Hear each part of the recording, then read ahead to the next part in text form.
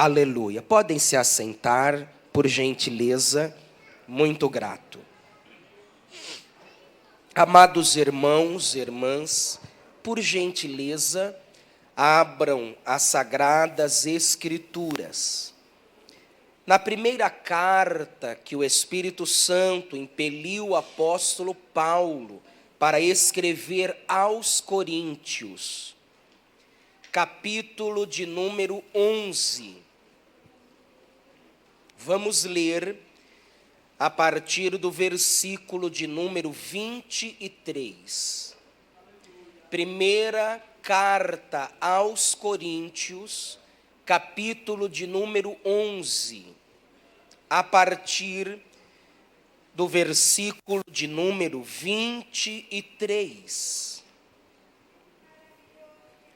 Que na tradução que eu trago nesta noite, nos diz: porque eu recebi do Senhor o que também vos ensinei, que o Senhor Jesus, na noite em que foi traído, tomou o pão e, tendo dado graças, o partiu e disse: tomai, comei, isto é o meu corpo, que é partido por vós. Fazei isto em memória de mim. Semelhantemente também, depois de cear, tomou o cálice, dizendo: esse cálice é o Novo Testamento no meu sangue. Fazei isto todas as vezes que beberdes, em memória de mim.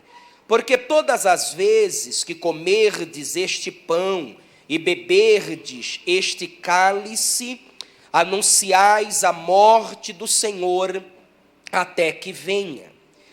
Portanto, qualquer que comer esse pão ou beber o cálice do Senhor indignamente, será culpado do corpo e do sangue do Senhor.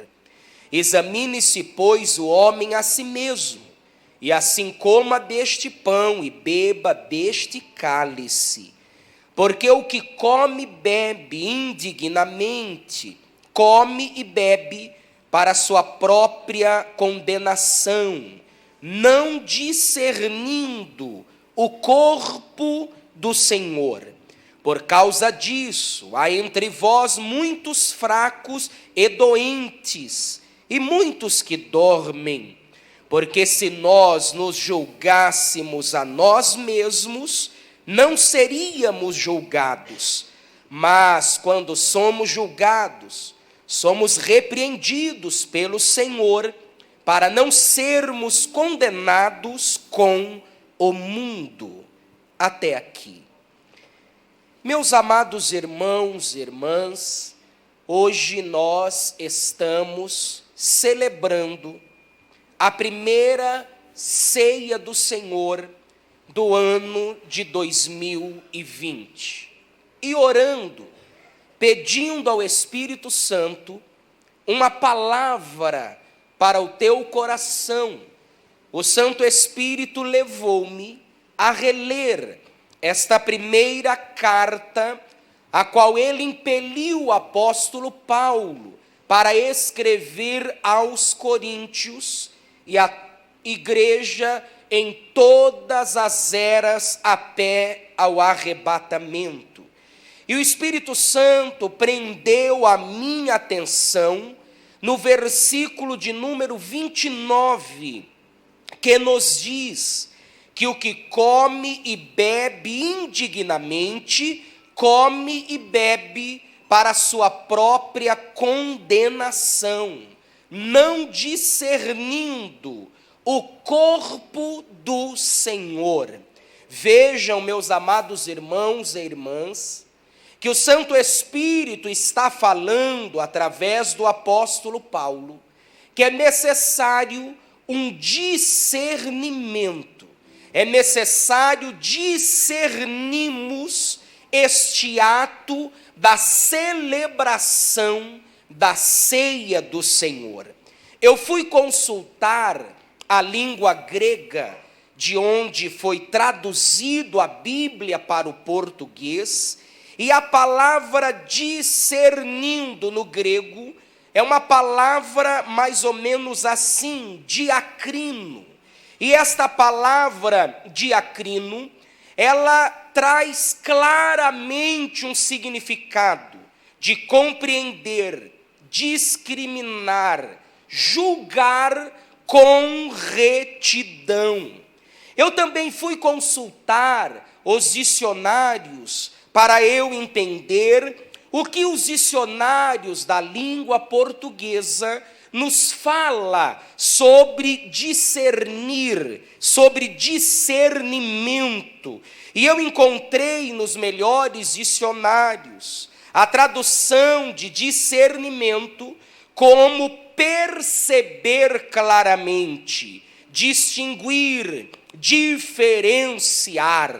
Logo, nós podemos então entender que é necessário, ao nos achegarmos à mesa do Senhor, nós termos um discernimento, uma compreensão profunda do que é este ato maravilhoso.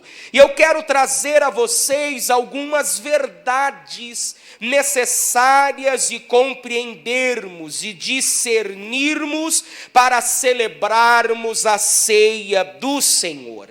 E a primeira verdade que eu trago à tua consciência é que a ceia do Senhor é um ato da mais íntima comunhão com o Senhor. Jesus, ele multiplicou pães e peixes e alimentou uma multidão. Porém, a ceia ele celebrou com seu círculo íntimo de 12 homens. Poderia Jesus ter celebrado a ceia com a multidão, mas não, ele celebrou a ceia em um ato solene e de intimidade com seus 12 discípulos. Logo, percebemos, discernimos e entendemos que a ceia é um ato de intimidade com o Senhor. É por isso, meu irmão e minha irmã, que nós não podemos nos achegar à mesa do Senhor e participar da ceia como algo comum ou como algo banalizado. Lamentavelmente, para muitos que se dizem crentes, o momento da ceia já se tornou algo comum. E é muito perigoso quando nós olhamos para o sagrado e nós olhamos para o sagrado como algo comum. Nós estamos vivendo uma geração que olha para o sagrado e já não percebem mais o peso da santidade do sagrado e começam a fazer do sagrado algo comum. Meu irmão e minha irmã, aprenda nesta noite uma verdade: o sagrado não pode ser algo comum, o sagrado tem que ser reverenciado, o sagrado deve ser adorado, o sagrado deve verdadeiramente receber o peso da santidade que convém ao sagrado. Eu lutei com Deus esta tarde, lutei muito, porque eu falei: Senhor, eu faço parte de uma geração que às vezes eu vejo coisas que parece que eu me choco com ela. Sou um jovem, sou novo, mas às vezes eu me vejo remando contra uma correnteza terrível. Aí o Espírito Santo disse para mim: é isso mesmo, você está remando contra uma correnteza. Aí eu vou ter que dizer algo aqui, que eu sei que muitos vão olhar para mim, vão se chocar, outros vão dizer: mas esse pastor Anderson está radical demais. E eu não sei, mas eu tenho um compromisso com a palavra, e eu vou pregar mesmo que eu tenha que ser apedrejado. O sagrado não pode se tornar algo comum. Quer ver um exemplo? Existem letras de cânticos, vai arrochar, hein? Existem letras de cânticos que dizem: não, mas é intimidade.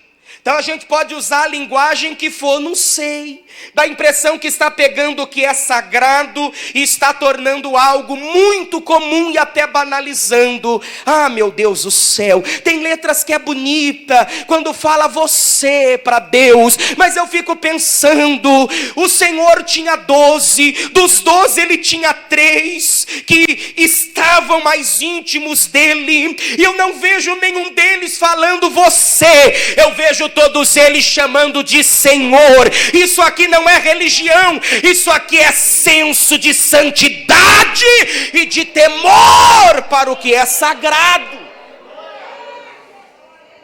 É difícil, porque a gente choca mentalidades, mas eu tenho compromisso com a palavra.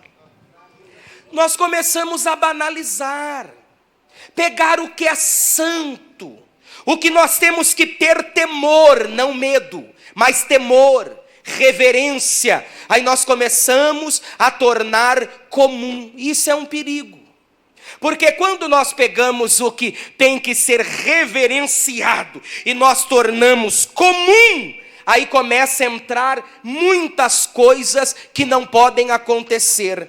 Quer ver um exemplo paralelo? O escritor aos Hebreus, ele diz que venerado entre todos seja o quê? O matrimônio. Venerado é o quê? É honrado.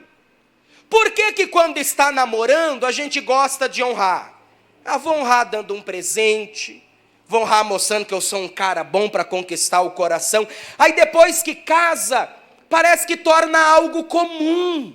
Aí é esse comum que é o perigo. Porque a gente começa a olhar e achar que é comum pisar em valores. Meu irmão e minha irmã, nós temos um Deus todo-poderoso que não podemos olhar para o sagrado como algo comum. Precisamos reverenciar o sagrado. Por isso que o ato da ceia do Senhor é um ato de intimidade. A ceia, ela não pode ser servida para as crianças. A ceia não pode ser servida para quem não tem um real compromisso de aliança com Cristo. Uma vez eu cheguei numa igreja, em algum lugar desta nação brasileira, e eu vi alguns políticos que estavam num culto de ceia. E aquela igreja, na tentativa de tornar a ceia algo comum, ofereceram para aqueles homens políticos que não têm aliança com Cristo, e eles participaram da ceia, pegaram o que é sagrado e fizeram sagrado comum. Meu irmão e minha irmã, eu creio sim num Deus que Ele sara a nossa identidade, nós temos paternidade, tudo isso. Ele nos ama sim, mas nós precisamos reverenciá-lo. Nós somos de uma geração que está querendo banalizar o sagrado em nome da intimidade. Intimidade não pisa em valores, intimidade não tripudia o que é sagrado. Nós precisamos retornar a sentir o peso do sagrado. Vou arrochar mais, porque Deus contou para mim que é para eu pregar a verdade. Quem receber vai ser limpo, sarado, abençoado. Houve um tempo em que o templo ele era sagrado, biblicamente, nós não santificamos o templo físico. Isso não é bíblico. Só que aí a gente saiu de um extremo e a gente foi para outro extremo, que hoje é tudo muito comum. Vamos lá no culto, passar 2 horas lá. Vamos ver o rosto daqueles irmãos que se sentam ali no altar todo bonitinho de social. Vamos ali passar um tempo, aí a gente chega aqui e parece que é algo tão comum que a gente não sente mais na consciência o peso de dar as costas para o altar. De enquanto um está pregando, o outro está conversando, claramente dizendo assim: olha, a palavra de Deus aqui não tem importância nenhuma, o importante é o que eu tenho para falar para você agora. Um está aqui pregando e o outro, eu vou lá fazer minhas necessidades físicas e ficar lá para fora, porque essa palavra eu não tenho reverência a ela. Tudo bem que o vaso que está aqui é um branquelo cheio de defeito, é um vaso de barro, mas a palavra que eu prego, ela é pura, santa, e ela tem que ser respeitada. Saímos de um extremo e chegamos em outro. Antigamente, a gente tinha medo de entrar no templo. Vão olhar para mim, a minha roupa, o que vão dizer? E o templo não é um lugar onde tem que ter fiscais de adoração. Ninguém aqui deixa eu ver o tamanho da saia da irmã, deixa eu ver o tamanho do cabelo dela, deixa eu ver como que está as unhas dela aí. Ninguém aqui é fiscal de adoração. Só que nós saímos de um extremo e fomos para o outro. Oh meu Deus, controla minha boca, Senhor. Aleluia. Que parece que tem gente que olha para o sagrado como algo tão comum, que já não tem mais respeito e nem senso do ambiente em que está. Um dia chegou uma pessoa na igreja, e quando eu olhei eu fiquei chocado. Não é porque a pessoa era bonita não, porque se eu quiser olhar corpo sem roupa, eu olho da minha esposa, que é lindo e eu quero beijar todinho. Só que eu fiquei escandalizado, porque é uma coisa tão horrível e pelada dentro da igreja, mostrando perna, seio, barriga. E aí eu sentei e falei: Senhor, o povo olha para mim, acha que eu sou um bobinho, mas a vontade que eu tenho de ir lá e falar: você não sabe onde você está? Você não está numa discoteca, poxa, você está dentro da igreja. Eu estou dizendo isso para que você entenda como nós vivemos um tempo em que o sagrado está sendo banalizado, e nós não podemos banalizar aquilo que deve ser reverenciado.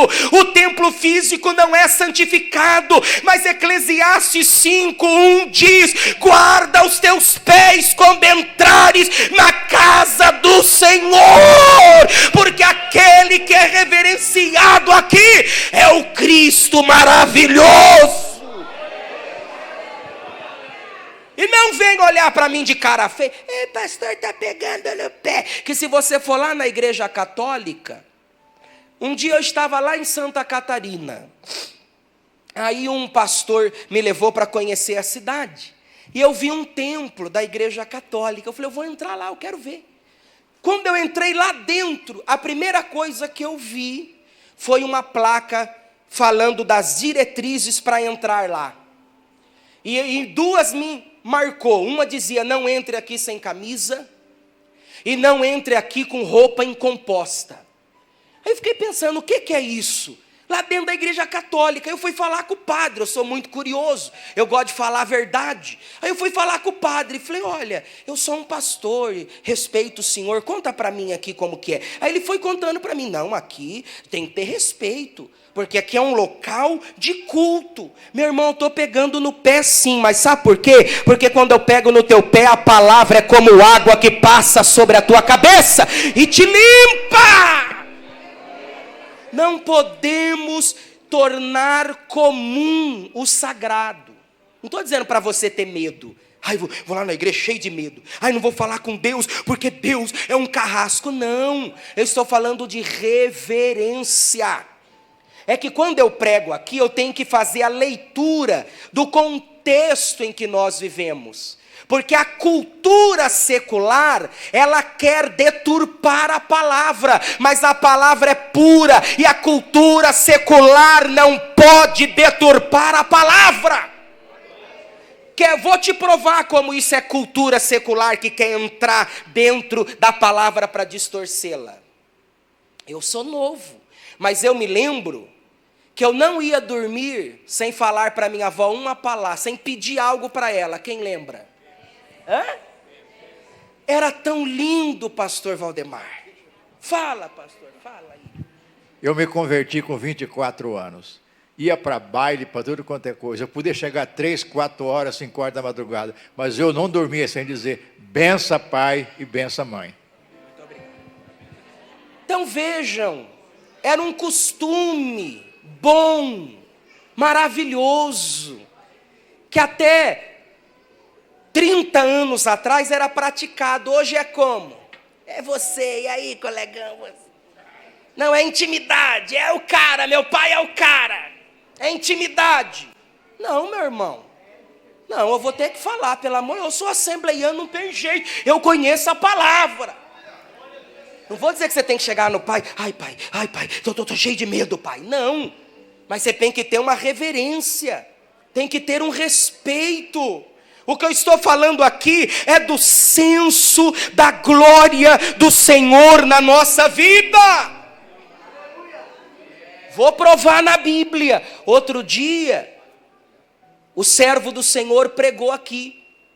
Quando Davi, ele entendeu que a arca tinha que retornar a Jerusalém, ele fez a primeira investida para trazer a arca. Naquela primeira investida, a arca voltou para Jerusalém?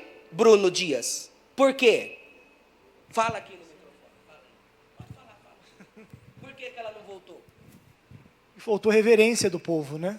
Não estava tudo da forma que Deus queria. Né? Faltou reverência. Não estava da forma que Deus queria. Porque Deus tinha uma diretriz. Vocês trarão a arca, mas tem que ser do meu jeito. Por quê? Porque Deus entendia, Ele nos criou e Ele sabe que por causa do pecado em nós, há um impulso de dizer assim, não, mas os fins justificam os meios. Se o fim é trazer a arca para glorificar a Deus, não importa que seja um meio carnal. Não, meu irmão e minha irmã. O que é para a glória de Deus tem que ser do jeito de Deus. Aí a arca não entra em Jerusalém. Davi fica chateado. A arca não veio. Aí ele faz uma pergunta: como trarei a arca do Senhor? Aí Deus vai e diz para ele: tem que ser do meu jeito. Se você obedecer o meu jeito, a minha glória vai entrar em Jerusalém. Tem que ser do jeito de Deus. Aí quebra o nosso eu, porque a gente quer do nosso jeito. Não, do meu jeito é melhor, tem que ser do meu jeito. Meu irmão, minha irmã, é do jeito de Deus. Não banalize o sagrado. Quando eu olho para o discernimento aqui, eu vejo que devemos nos ajuntar, nos reunir para melhor. Vejam que o versículo 17 do capítulo de número 11, o apóstolo Paulo, impelido pelo Espírito Santo, ele diz: nisto, porém, que vou dizer-vos, não vos louvo, porquanto vos ajuntais não para melhor, senão para pior. Aqui na igreja problemática de Corinto, ele está repreendendo o povo.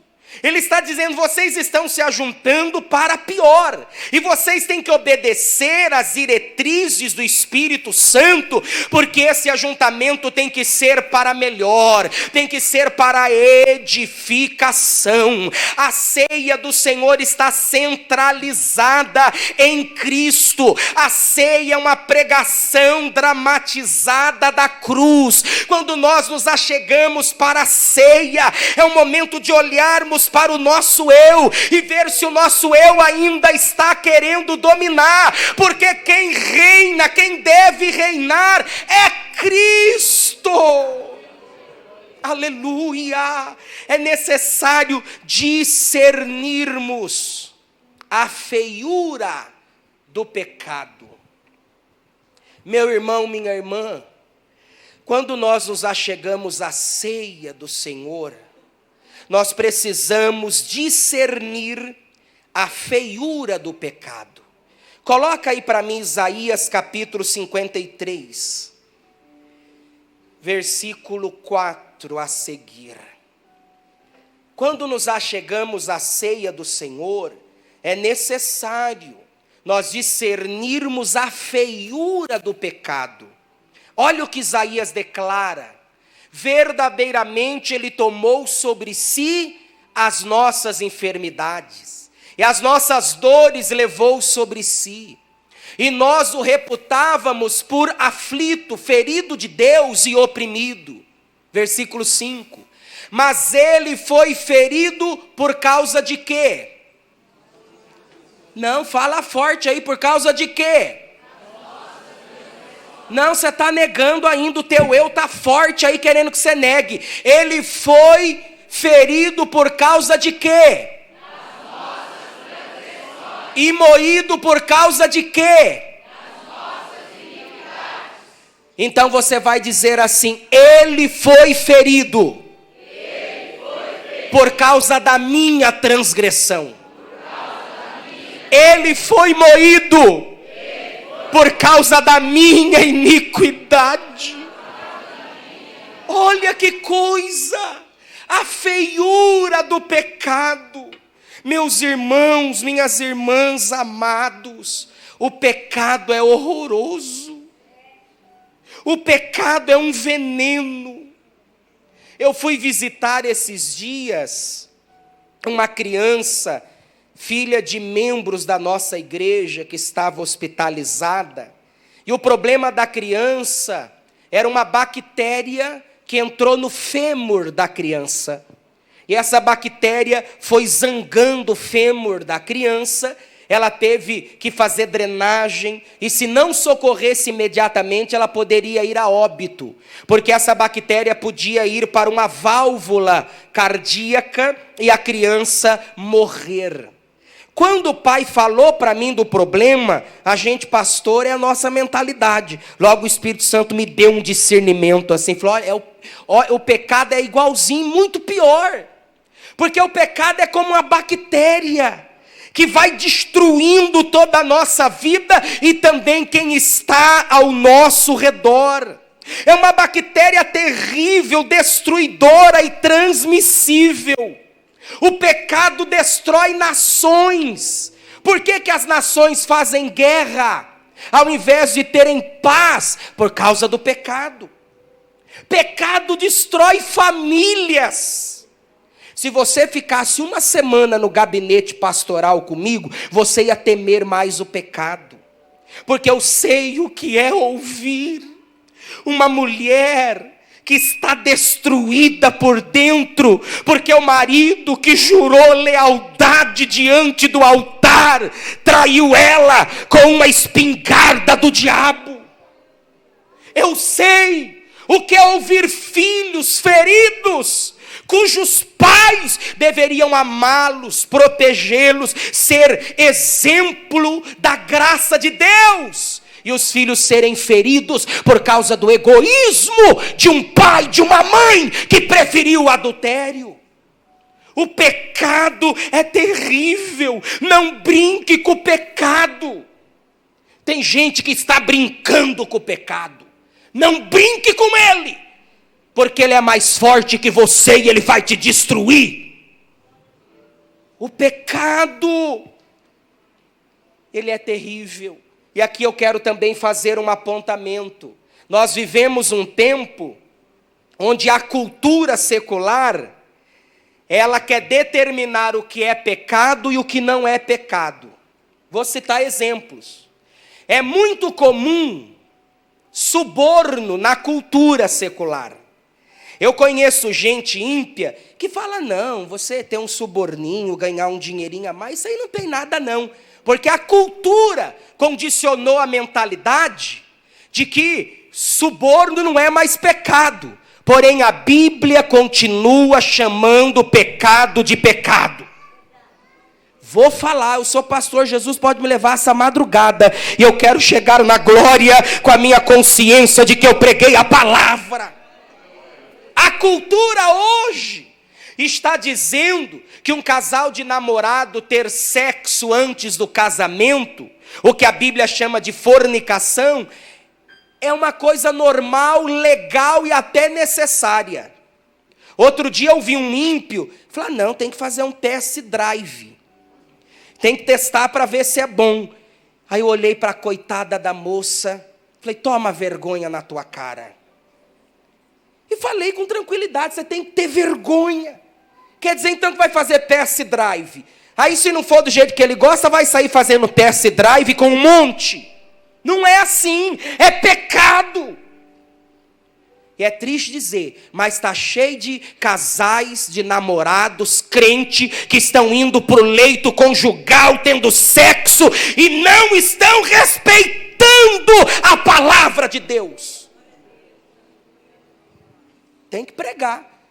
Quer que eu prego ou quer que eu paro por aqui? Quem gosta da palavra diz glória a Deus.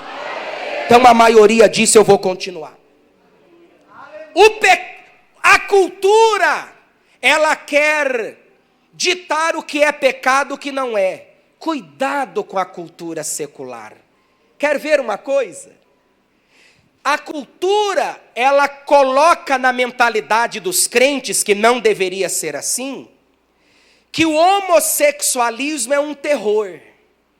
Eu vejo o crente falando, não, o homossexualismo é um terror, é um pecado. Só que eu já vi os mesmos crentes que acham um horror o pecado da forma do homossexualismo, vê mocinho pegando tudo que é moça e não acha errado. Ah não, é pegador. É pecado do mesmo jeito. Pecado, quer seja homossexual ou heterossexual, é pecado. Eu estou dizendo isso porque nós não podemos pegar um tipo de pecado, colocar uma carga cultural nele e dizer, não, esse pecado é terrível e o outro pecado não é. Vou arrochar. Tem gente que fofoca à vontade. Acaba o culto, não vê a hora de ir para casa para pegar o telefone, fofocar, o WhatsApp para fazer a fofoca. Aí julga quem está em adultério, mas está de pecado do mesmo jeito, porque fofoca é pecado. E eu vou falar, vou provar na Bíblia, fofoca é pecado quem faz e quem recebe. Porque há um princípio na lei, que se alguém rouba alguma coisa, e vai lá e vende aquilo que é roubado, quem compra sabendo que é roubado, Nadai não falou aqui, mas ele é policial. Você lembra o tipo de artigo que é? Receptação. Então se alguém chega para fofocar e você dá os ouvidos, você está sendo receptador, está caindo no mesmo pecado. Por isso se alguém te ligar, mandar o WhatsApp ou ir na tua casa, você diga, olha eu quero orar, eu quero falar das coisas de Deus, vamos falar da Bíblia, mas não da vida dos outros. Se for para falar da vida dos outros, é para nós falarmos que vamos orar. Quando o pastor Valdemar era o primeiro vice-presidente do campo, ele fez algo que até hoje me marcou. O senhor atendia naquela sala que hoje eu atendo lá, e outro dia eu chorei, que eu sentei naquele assento que o pastor João de Oliveira senta. Eu me senti assim, tão indigno. Falei, aqui passou o pastor Valdemar, pastor João senta aqui, eu estou aqui, como um pastor também, cooperando. Aí eu comecei a me sentir assim, digno. O Espírito Santo falou para mim, só dê glória ao meu nome, só confie em mim e continue na humildade. Qual plaquinha que o senhor colocar lá, o senhor lembra? Não falei mal uns dos outros. Quem pisa o pé dentro da salinha, está lá a plaquinha, não faleis mal uns dos outros. Por quê? Porque às vezes até lá na sede, na sala, onde recebe o povo para atender, poderia entrar fofoca. Acontecia, pastor? Não, deixa isso quieto, fala isso não. Então veja, chegavam lá para fazer fofoca, ele teve que colocar lá. Meu irmão, cuidado com fofoca, é pecado do mesmo jeito. Se você não pode resolver o problema, se cale, só ore, clame a Deus, porque a nossa visão é limitada, só Deus sabe tudo o que está envolvendo. Você não foi chamado para ser fiscal da vida do teu irmão, você foi chamado para examinar a si mesmo e para estender a mão somente para ajudar. Aleluia! O pecado, ele é feio, ele é terrível, e nós precisamos ter na nossa consciência essa clareza da feiura do pecado, porque o pecado levou Cristo para a cruz do Calvário, aquela cruz que Mel Gibson, ele tentou retratar em cores vivas, a feiura do pecado. Eu fui no cinema assistir Mel Gibson, e eu vi gente saindo de lá tudo atordoado. Eu falei, será que esse povo entendeu que foi o nosso pecado que fez o corpo dele ser moído, que fez ele ir para a cruz do Calvário, suportar a coroa de espinho, derramar o seu sangue? Quando olhamos para a mesa do Senhor, o elemento pão é o corpo dele que foi rasgado, o vinho é o sangue dele que foi derramado na cruz do Calvário. E aquela cruz não era a cruz de flores, não era a cruz de isopor, era uma cruz tosca, era uma cruz cruenta, era uma cruz cheia de sangue. Outro dia teve um acidente, Bruno Dias, e naquele acidente alguém se machucou, o sangue escorreu. Quando o SAMU veio e pegou a pessoa, logo veio o bombeiro com água, tirando aquele sangue. Por quê? Porque se alguém olhasse e visse a poça de sangue, se choca.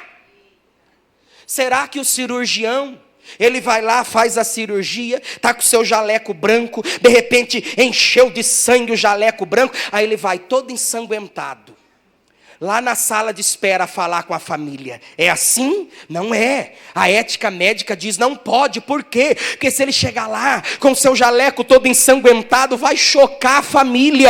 Mas o evangelho é para chocar. Tem gente olhando para a cruz e querendo pregar uma cruz de flores, uma cruz de isopor, mas não é essa cruz que levou Cristo para o Calvário. É a cruz sangrenta, porque lá estava o meu e o teu pecado.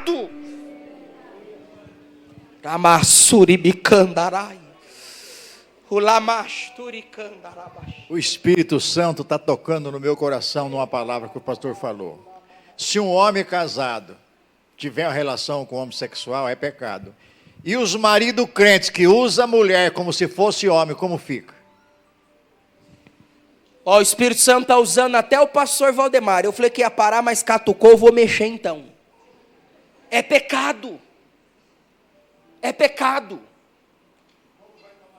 É pecado. Deus criou o ouvido para quê? O nariz é para quê? Cada função do corpo tem a sua utilidade. Não vou rasgar aqui porque é um cu de ceia, tudo bem. A gente vai mexer nisso depois aí num trabalho de casais. Mas tem maridos que estão colocando mácula no leito, porque estão profanando a santidade do sexo. E eu vou ensinar isso aqui num trabalho de casais. A santidade, meu irmão e minha irmã, o Espírito Santo nesses últimos tempos está me usando, está usando os pastores, está levantando homens que vão pregar a verdade. Eu vim aqui nessa noite para lhe dizer, se doer aí, clama a Deus, porque é a palavra te limpando, é a palavra te sarando, é a palavra te santificando. Precisamos discernir o amor de Deus. Ao mesmo tempo que a cruz nos mostra a feiura do pecado, ela mostra o amor de Deus. O amor de Deus que é em 4D. Sabia que o amor de Deus é em 4D? 4 dimensões. Coloca aí Efésios 3, vamos ver rapidinho as 4 dimensões do amor de Deus.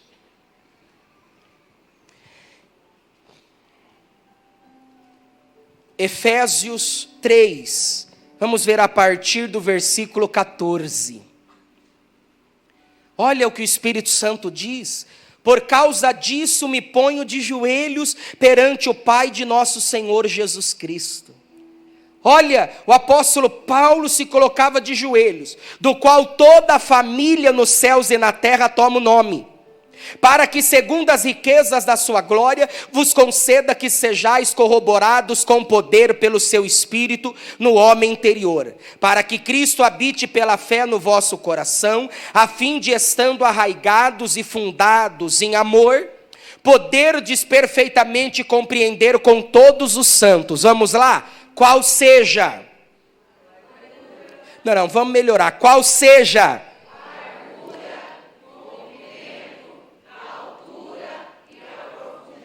4D, 4 dimensões desse amor. Oh, aleluia! Que coisa maravilhosa! A largura, comprimento, altura e profundidade. E conhecer o amor de Cristo, que excede todo entendimento, para que sejais cheios de toda a plenitude de Deus. Olha cá para mim, olha cá para mim, olha cá. Hoje foi declarado aqui através do louvor: Ele me ama. Quando nós entendemos a profundidade deste amor, a nossa identidade será sarada. Não haverá espaço para estados depressivos, não por ordem orgânica, mas por ordem existencial. Não haverá espaço. Porque nós vamos olhar para a cruz e nós vamos ver o amor de Deus derramado na cruz do Calvário. Quando nós entendemos esse amor, não vai ter mimimi, não vai ter essas fragilidades espirituais de mimimi, porque nós vamos olhar para Ele e vamos ser atraídos por esse amor, e nós vamos nos render a esse amor, nós vamos reverenciá-los por causa do amor. Eu quero que o Mateus me ama, não pelo que eu dou para ele, mas pelo que eu represento a ele. Outro dia ele queria um brinquedinho, eu demorei para dar, mas quando eu cheguei, dei o que ele queria. Cheguei alegre assim, para dar para ele, eu achei que ele ia me abraçar, me dar um beijo. Pai, eu te amo. Ele pegou, sumiu.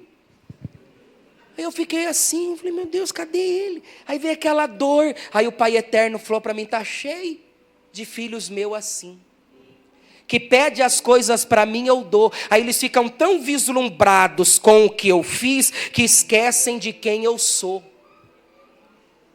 Eita glória, hein? É por isso que é um perigo esses tipos de pregações, que é o que a gente mais vê, que só enfatiza as mãos de Deus. Deus vai te dar, Deus vai fazer, você vai ficar rico, vai ficar milionário, vem para essa igreja que tudo vai mudar. Enfatiza só as mãos de Deus e não fala da face dele. Eu fui levantado de um caixão para pregar a palavra. Eu creio no poder das mãos de Deus, sim. A mão dele age, a mão dele faz, a mão dele opera, mas muito mais que a mão dele é a face dele. Eu adoro, eu amo, eu reverencio, eu vivo para a glória dele. Aleluia! A face de Deus. Meu irmão e minha irmã, Deus faz, Ele faz. A mão dele é poderosa. Quando eu te mando a mensagem lá, que eu estou orando por você, é porque eu estou clamando, Senhor, opera na vida do meu irmão, opera na vida da minha irmã. Eu creio, mas não pode parar por aí, Fran. Nós temos que ir na profundidade da adoração. Vou terminar. Nós precisamos entender que tudo que nós fazemos é para Ele. João Batista foi o maior profeta dos nascidos de mulher. E o que ele disse de Jesus? Importa o quê? Importa que ele cresça e eu diminua. E sabe em qual contexto que João Batista falou isso? Quando os discípulos dele viram os discípulos de Jesus batizando. Aí ficaram com inveja, porque a inveja é uma arma terrível do diabo. Aí chega lá e diz: ô João, não está vendo que eles estão lá batizando? Tipo assim, e aí, ó, e nós aqui? Estão fazendo mais que a gente. Olha a arma do diabo. Só que João Batista, ele tinha clareza da identidade dele. Ele fala: isso não vai me pegar, porque o que importa é que ele cresça e que eu diminua. Que ele cresça e eu diminua. Que ele cresça e eu diminua. Quando eu prego com esse sentimento que ele cresça e eu diminua, o céu se alegra, vidas são edificadas, Cristo é exaltado. Quando nós louvamos com esse sentimento que ele cresça e eu diminua, o louvor não vai ser só cordas vocais, mas verdadeira adoração. Quando eu toco o instrumento com esse sentimento que ele cresça e eu diminua, será uma verdadeira adoração. Uriamastu ricamanto façuramacheia. Aleluia. Vou terminar para a gente ceiar. Discernir a comunhão uns com os outros. Se eu terminar sem falar isso, eu negligenciei. Porque João falou assim, que o amor de Deus em nós, ele faz com que nós amemos o outro. Quanto mais cheios do amor de Deus a gente está, mais a gente vai amar o outro. Olha, o Reinan quer que eu prego. Mas nós vamos amar o outro. A Vivian foi lá para São Paulo, num projeto de se preparar para missões. Lá ela ficou dentro de um apartamento, um dormitório, onde tinha lá uma moça, Aline. Quem era Aline? Aline era uma mulher de programa, vendia o seu corpo. Aline conheceu Jesus, foi lá para a fazenda se preparar para fazer missões. Aí a Vivian vai para o dormitório com ela, acordar, deitar com ela.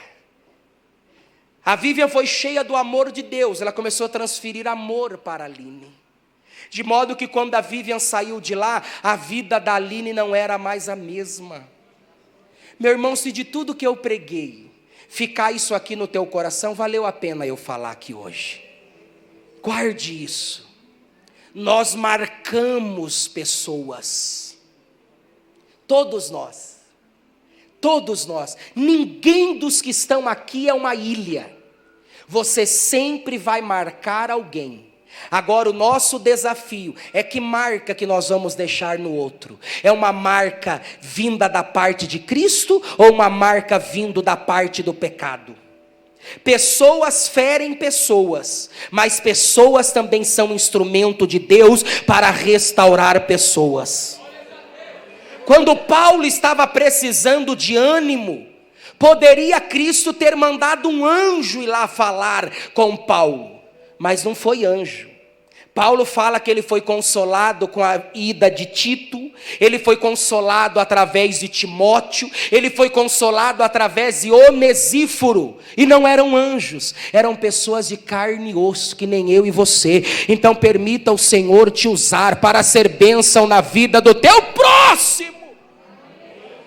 Pastor, amar é eu ficar perto de quem me pisa, de quem me maltrata. Se você tem estrutura espiritual, fica. Suporta ser pisado, apedrejado, porque aí Deus vai usar você para mudar quem está te apedrejando. Se você não tem estrutura, cai fora. Mas não precisa pedir vingança. Porque também tem crente que fica assim: eu vou orar, porque eu sou homem de Deus. Sou vaso de Deus, Deus vai pôr aquela pessoa na cama, quebrar as pernas, para eu ir lá e orar e a pessoa saber que é Deus na minha vida. Isso não é bíblico. Se você não consegue estar perto, você não é obrigado, cai fora mesmo, mas não precisa pedir vingança. Deixa que o Senhor, Ele faz a justa e reta justiça. Agora, se você é do tipo, isso aqui é forte, é Bíblia, Olhei para a cara daquele irmão, não fui com a cara dele. Você tem que olhar para dentro de você e perguntar que espírito que habita em você. Eu conheci um irmão que ele pregava o microfone, a unção vinha. Eita glória, levanta a mão e dá uma unção. Aí quando os outros iam pregar, ele ficava assim, ó. E não é que era o jeito dele. É que a gente começou a entender que havia ali uma dificuldade para poder amar o outro. Aí esse irmão começou a chegar para a gente e começou, eu olho para o rosto desses irmãos aí, ó, e eu não vou com a cara de ninguém. Eu olhei no meio dos obreiros, está todo mundo olhando de cara feia para mim. Ó, vai mexer com você, mas o problema não é eles não, o problema é você. Não, está todo mundo contra mim. Olha o tamanho do ego. Pessoa se acha tão especial que está todo mundo olhando para a pessoa.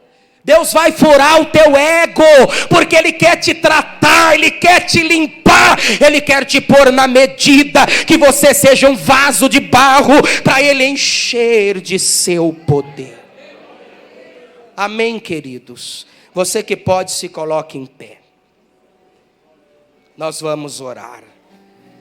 Aremanto fore de calamacheia. Vou te dar 1 minuto para você orar, para você olhar para o teu interior e você refletir no que você precisa mudar. Quais áreas da tua vida você precisa de cura, que você precisa de ser sarado. Olhe para dentro de ti com sinceridade. E se você reconhecer que há mazelas dentro de você, clame ao Senhor. Ele te ama, Ele está interessado em tua vida. Ele quer curar o teu interior, Ele quer mudar a tua história. Ele quer te trazer para intimidade com Ele. Ele quer que você amadureça. Ele quer glorificar o nome dEle na tua vida. Ulamashuri kalamaras.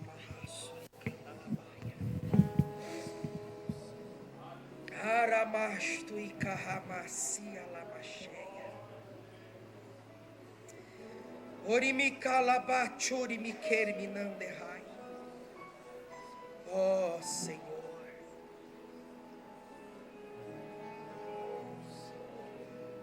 Aleluia. Aleluia. Nunca é tarde. Deus me manda eu dizer, 2020 é uma oportunidade para acontecer uma divisão de águas na tua história. Alamaia, urimicande fasuramacheia. Aleluia. Decanto faço e decandarai. O Espírito Santo está me dizendo que Ele está curando gente aqui nesta noite. Cura para o teu interior. Urabaço e de calamachai.